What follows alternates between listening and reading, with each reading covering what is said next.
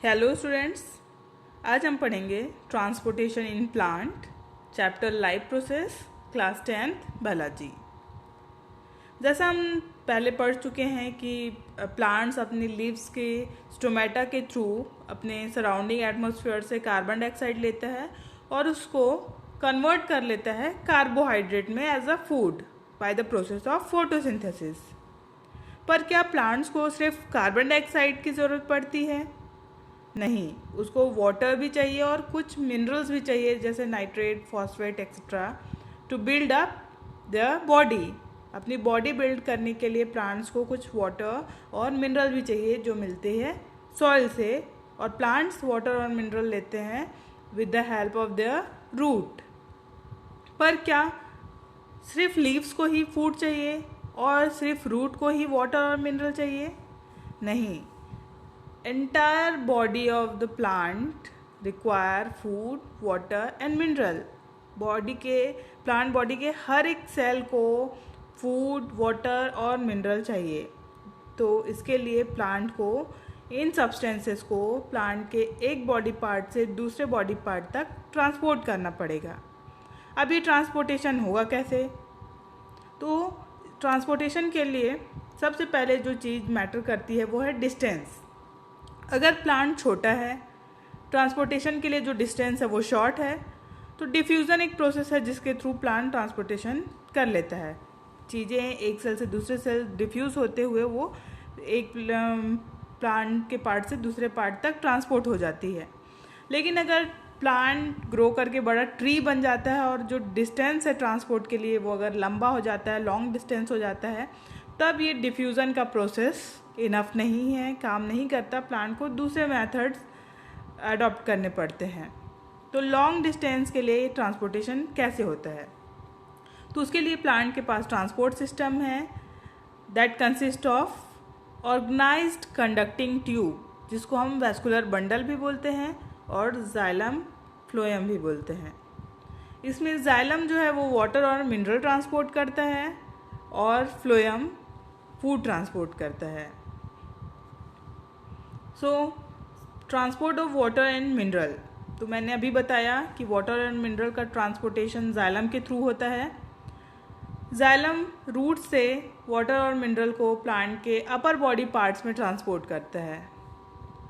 Transportation जो होता है वाटर और मिनरल का थ्रू जाइलम, वो हमेशा एक ही डायरेक्शन में होता है और वो है अपवर्ड डायरेक्शन।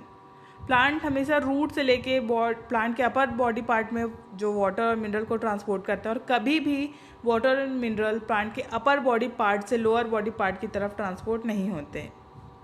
एक और चीज़ है कि जो ट्रांसपोर्टेशन बाय जाइलम जो होता है वो बिल्कुल फ्री है, उसमें कोई एनर्जी एक्सपेंडिचर नहीं है। सिर्फ कुछ फिजिकल फोर्स के हेल्प से जाइलम वाटर और मिनरल को प्लांट में ट्रांसपोर्ट कर सकता है। दो मेथड है जिसके थ्रू वाटर और मिनरल प्लांट की बॉडी में ट्रांसपोर्ट होते हैं एक जगह से दूसरी जगह, वो है रूट प्रेशर और ट्रांसपिरेशनल पूल। तो रूट प्रेशर क्या है?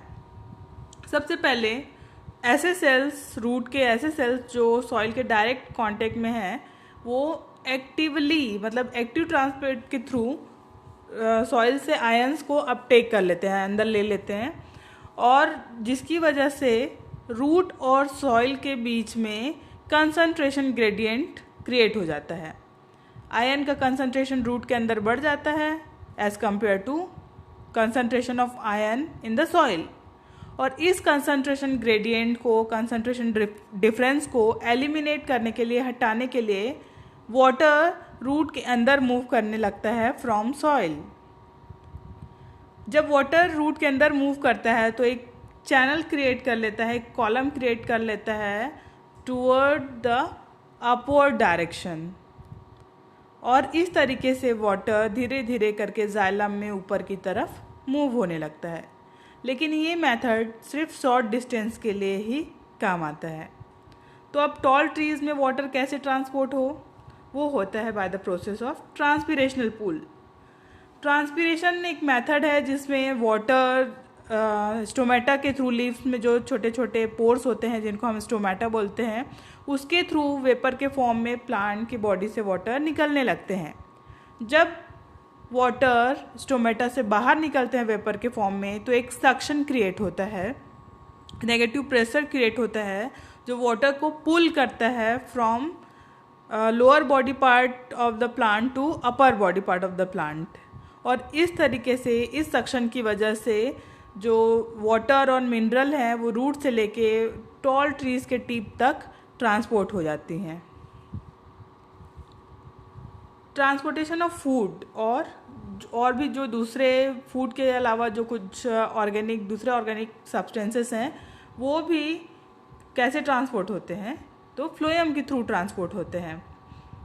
जो खाना बनता है लीव्स में फोटोसिंथेसिस के टाइम, उसको फ्लोएम ट्रांसपोर्ट करता है लीव से लेके दूसरे part of the plant body तक। अब ये कैसे होता है, तो फ्लोएम दोनों डायरेक्शन में ट्रांसपोर्ट करता है, लोअर डायरेक्शन भी और अपर डायरेक्शन भी प्लांट। और जब स्प्रिंग का सीज़न आता है, जब पत्ते झड़ जाते हैं, जब फोटोसिंथेसिस नहीं हो पाता, तब जो लोअर ऑर्गन्स हैं प्लांट के, लोअर बॉडी पार्ट्स हैं जैसे रूट है जो स्टोर करके रखा है खाना, वहाँ से फ्लोएम ऊपर की तरफ ट्रांसपोर्ट करता है। और जब लीव्स होते हैं प्लांट में, ट्रीज़ में, और फोटोसिंथेसिस होता है तब लीव से लेके अपर और लोअर दोनों डायरेक्शन में ट्रांसपोर्ट होता है। ट्रांसपोर्टेशन जो होता है फ्लोएम के थ्रू वो एनर्जी रिक्वायर करता है, एनर्जी खर्च करके वो ट्रांसपोर्टेशन करता है, एटीपी खर्च करता है फॉर ट्रांसपोर्टेशन। अब mechanism of transportation bye phloem, तो सबसे पहले आप डायग्राम में देख सकते हैं कि जो सुक्रोज है, यहाँ से सुक्रोज मूव हो रहा है कहाँ, फ्लोएम में।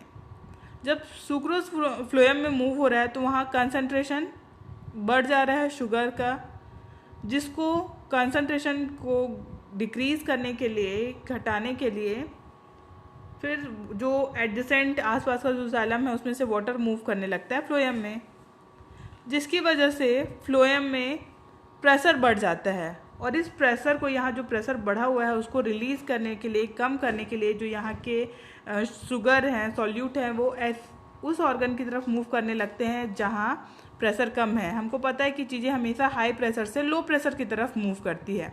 तो ऐसे ऑर्गन जैसे रूट या ग्रोइंग बर्ड है, फ्रूट्स है, ग्रोइंग टिप्स है, न्यू लीव्स है, जहाँ प्रेशर कम है, जिनको न्यूट्रिएंट की ज़रूरत है, शुगर की ज़रूरत है, ये शुगर उस तरफ मूव हो जाता है और जिसकी वजह से फ्लोएम में जो प्रेशर है वो कम हो जाता है।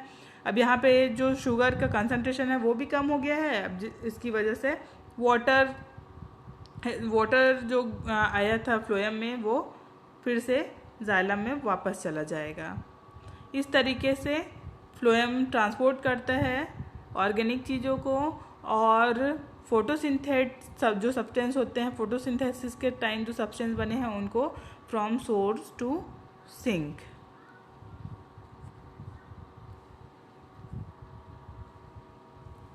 Difference between xylem and phloem, तो जाइलम वाटर और मिनरल ट्रांसपोर्ट करता है from root to upper part of the plant body, और फ्लोएम ट्रांसपोर्ट करता है food from leaves to the different part of the plant body. Xylem सिर्फ एक ही direction में ट्रांसपोर्ट करता है, वो है अपवर्ड डायरेक्शन, जबकि फ्लोएम अपवर्ड और डाउनवर्ड दोनों डायरेक्शन में ट्रांसपोर्ट करता है।